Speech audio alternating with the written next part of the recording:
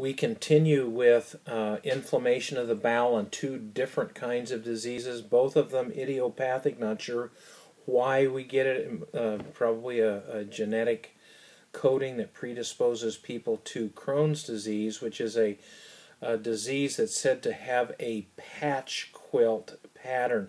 It's not through the entire bowel. This is ascending, transverse, descending, colons, that's the large intestine, rectum, and anus. And so I've given you some indications about what happens when this is so diseased, so inflamed that they can't use that anymore. Then they'll bypass this and put a stoma. And so they have a bag, a stoma bag, colostomy bag, and they'll collect their fecal material here. There's an art to getting that sealed off, so forth and so on. It may be that they would, the surgeons would transect the colon for a period of time and just use the stoma, and then if there's repair, if there's healing here, they'll reconnect the colon to the rectum and back to normal. The other inflammatory bowel condition is ulcerative colitis, and you can see a person who has ulcerative colitis compared to typical, and this terrible inflammation, and you can see that it's not a skip pattern. It's this whole portion of the bowel is diseased and may have to remove a considerable portion of that.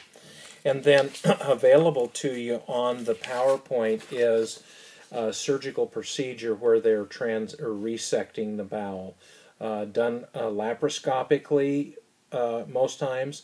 It would be intriguing for you to watch that surgery. And then we talked about the brain of the bowel, the irritable bowel syndrome.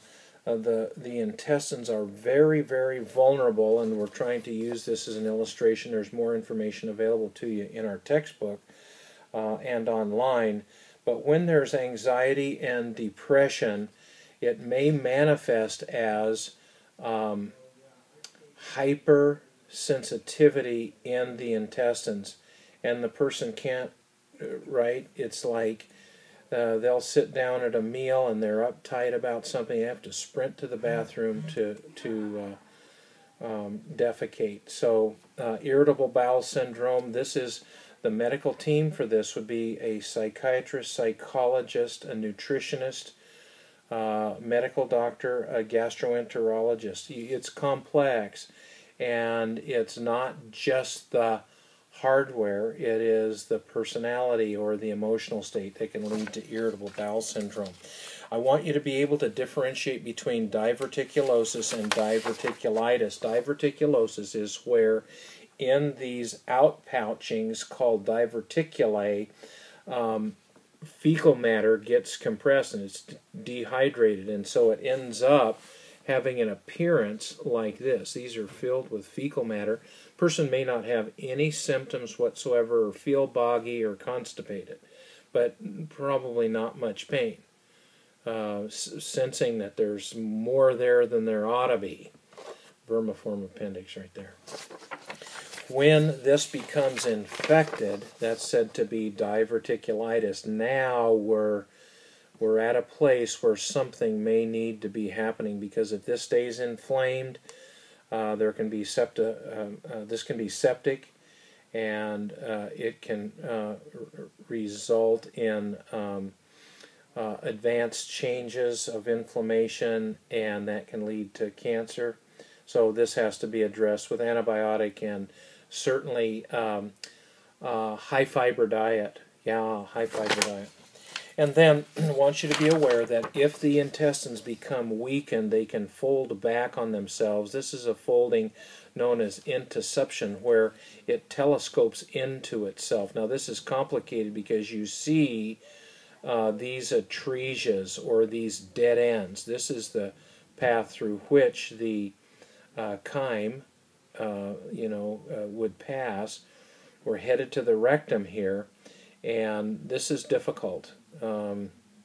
This portion of the bowel may need to be transected and reattached. You can live without your full piping. I'm so sorry to say that, but if you get big bag infection here and inflammation, it can lead to complications. And then volvulus is where the intestine folds on itself. This is very painful. It's can result in avascularity and avascular necrosis. To listen to these people will have hyper bowel sounds. You know that in the acute abdomen, the person will have reduced bowel sounds. Borborygmus is hyper bowel sounds. I mean roaring, and so you can listen to that on the YouTube that's inserted there. And then herniations. The inguinal hernia happens in men or women. Here's the example in a man where the membrane, actually the abdominal wall, yields and the intestines can move through the inguinal canal and encroach into the scrotum. In the female, it'll encroach into the labia. And this is showing you what it would look like. Now, initially, you may not see this when it's in its early stages, and so the technique for that is that the healthcare provider will come into that and palpate that inguinal canal and have the person perform a Valsalva maneuver. Historically, that's coughing. So you have the person turn their head the opposite way, cough, that increases interthecal pressure, and you'll feel this. You'll feel those intestines move against your finger. So inguinal ligament needs to, if it progresses, it can, this bowel can become trapped here. The stenosis can lead to reduced circulation and necrosis. So and it doesn't feel good. People don't like the way that feels. Showed this to you in class. The umbilical hernia, abdominal walls weaken. Right, it's like a defect in a tire or in a garden hose, and the occupying constituents of the abdominal cavity will fill into that. Now, obviously, this needs to the abdominal wall needs to be buttressed, and this is retrievable. This can be fixed. And then femoral. Here's a femoral hernia. The inguinal hernia appears here. The femoral hernia occurs here. This is as a result of the femoral sheath, which contains these great vessels inside the femoral triangle, and this is where they pass. Well, if that doesn't get, or if that becomes weakened, then the intestines can move down into that. That's a femoral hernia. When it gets this advanced, it needs to be repaired. And then we talked about the appendix occurring in different locations, right here. And we spent a considerable amount of time on this in class. The rebound test and the pinch and inch test are how you would determine whether you refer them to the doctor. Get to the doctor, they've got temperature, and their white blood cell count is up around 20,000 cubic millimeters. Then they're going in to have that appendix removed, because when it ruptures, it may be ruptured at that point, but when it ruptures, it dumps gastric material, very caustic, very low pH, and there's necrosis going to happen at each of those spots and inflammation. Well, how much of your abdominal contents can you live without? When you get to the critical point that the infection now is in the blood, septicemia, they go into hypovolemic shock or toxic shock, and that's not going to happen. It doesn't typically happen here because we're heads up about it. From the first symptoms of a hot appendix, you have some hours. You have some hours. They're going to go downhill when their pain localizes in the lower right quadrant of the abdomen. Their temperature's going up. Positive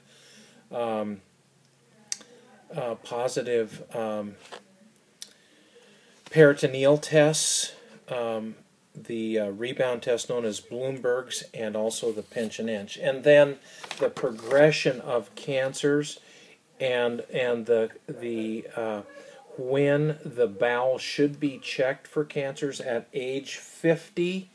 Everyone should have a colonoscopy, and depending upon the findings, if they find polyps, a little old polyp, if you'll look here, a little old polyp here, the surgeon will take that out immediately in the colonoscopy. Well, you think about it. If that didn't get out, if a person didn't do this at 50 or have their periodic checks, I want you to read this, not going to read it to you, then that can progress and become cancerous. People die of colon cancer. Totally preventable. This is one of the highest, most preventable cancers there is. I've had colonoscopies, not fun, don't even want to talk about it so much, but it's not terrible. It's not terrible. People dread it. You're going to touch me where? You're going to put that fiber optic cable where? And I'm saying to you that this saves lives. So there are some other methods for doing this and how to prevent colon cancer. Got to have fiber. Got to lighten up on fatty foods, smoking, drinking, alcohol. Got to need to exercise. If you got family history of colon cancer, you're going to have checkups more often. Here's another follow-up on that. And then, didn't talk about this in class, but an anorectal fistula. So the anus is actually where fecal material is expelled. The rectum is the interface with the colon and also interface with the anus. And what can happen is the wall of this right here at the junction, this has started a new opening called a fistula. All of that fecal matter is supposed to flow out of here, but there can be a break in these tissues and fecal material actually is coming through here. It's leaking out here. That has to be repaired because of the threat of infection. And then some of you unfortunately may have had history with hemorrhoids. This is a varicosity, fills up with blood.